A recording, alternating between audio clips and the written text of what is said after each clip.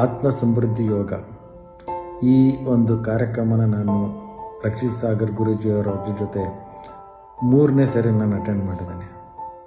ಪ್ರತಿ ಒಂದು ಆತ್ಮ ಸಮೃದ್ಧಿ ಯೋಗದಲ್ಲೂ ಒಂದು ಇಂಪ್ರೂವ್ಮೆಂಟ್ಸನ್ನು ಕಾಣ್ತಾ ಇದ್ದೀನಿ ನಾನು.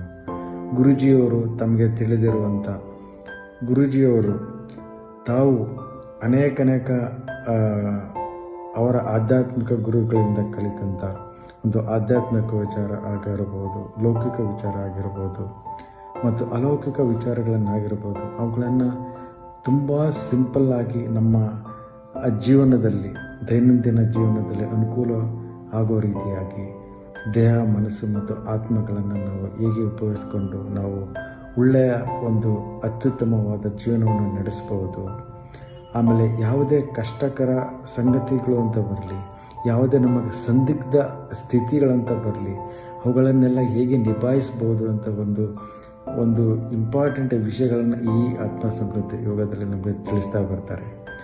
ಅದೆಲ್ಲದಕ್ಕಿಂತ ಹೆಚ್ಚಾಗಿ ನನಗೆ ನನ್ನ ವೈಯಕ್ತಿಕವಾಗಿ ಆತ್ಮ ಸಮೃದ್ಧಿ ಯೋಗ ಉಪಯೋಗ ಆಗಿರೋದು ಅಂದರೆ ನಮ್ಮ ದೈನಂದಿನ ಜೀವನದಲ್ಲಿ ನಾವು ಎಂಥದೇ ಒಂದು ಪರಿಸ್ಥಿತಿ ಅಂತ ಬರಲಿ, ಆ ಸಮಯಕ್ಕೆ ಸಂದರ್ಭಕ್ಕೆ ತಕ್ಕಂತೆ ನಾವು ತೆಗೆದುಕೊಳ್ಳಬೇಕಾದಂಥ ಒಂದು ಲೈಫ್ ಸ್ಕಿಲ್ಸನ್ನು ನಾವು ಈ ಆತ್ಮ ಸಮೃದ್ಧಿ ಯೋಗದಲ್ಲಿ ನಾನು ಕಲಿತಾ ಬಂದಿದ್ದೇನೆ.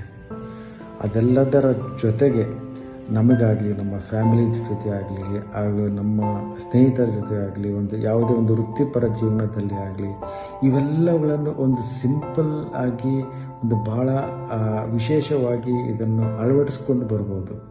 ಸೊ ಇಷ್ಟೊಂದು ಎಲ್ಲ ಅಗಾಧ ಒಂದು ಜ್ಞಾನವನ್ನು ಹೊಂದಿರುವಂಥ ರಕ್ಷಿತ್ ಸಾಗರ್ ಗುರೂಜಿಯವರು ನಮ್ಮ ಜೀವನದಲ್ಲಿ ಇರೋದೇ ನಮಗೆ ದೊಡ್ಡ ನಮಗೆ ಆಸ್ತಿ ಅಂತ ನಾನು ಅಂದ್ಕೊಂಡಿದ್ದೇನೆ. ಸೊ ಇಂಥ ಗುರುಗಳನ್ನು ಪಡೆದಿರೋ